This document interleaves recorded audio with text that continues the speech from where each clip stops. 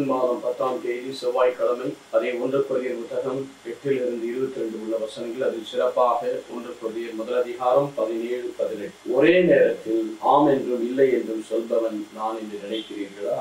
நான் ஒரே நேரத்தில் ஆம் என்றும் இல்லை, ஆம் என்றும் இல்லை என்றும் இவரை பேசுவதில்லை. கடவுள் உண்மையுள்ளவராய் இருப்பது போல நான் சொல்வதும் உண்மையில். ஆகவேதான் இறைமகன் இயேசு ஒரே நேரத்தில் ஆம் என்றும் இல்லை என்று பேசுவது மாறாக ஆம் என உண்மையாக பேசுகிறார். அவர் சொல்லும் ஆம் வழியாக கடவுள் அருளும் வாக்கு நிறைவேறுகிறது. இதனால் தான் கடவுளை பூட்டி புகழும் போது ஆமன் என்று சொல்லுங்கள். ஆண்டவர்கிட்ட ரெண்டு மாதிரி ஆம் இல்லை என்று இல்லை, ஆம் என்றால் ஆம், இல்லை என்றால் இல்லை.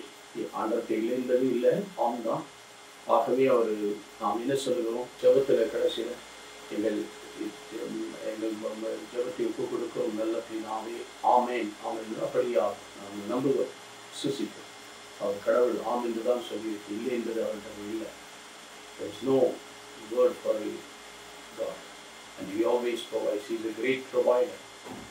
திருத்துதர் தொடக்கம் 22:14 சொன்னது போல he is a great provider. திருப்பாடல் 23 மெய்ப்பெறால் என்ன குறை, இந்த குறைவை கூட இயேசு கிறிஸ்துவின் மகிமையில் நிறைவாக்கும். ஆகவே எனக்கு அருமையானவர்களே, அவர் நமக்கு எப்போதும் ஆம் என்று நாம் பதில் சொல்லுவோம். அப்படியாக கடவுள் நிறைவேறுகிறது. நாம் சுசித்து ஆண்டவரை ஆதாயமாக்குவோமா? நல்ல ஆண்டவரை பொதுமான கிருமிகளை தொடர்ந்து ஆசீர்வதித்து காத்தது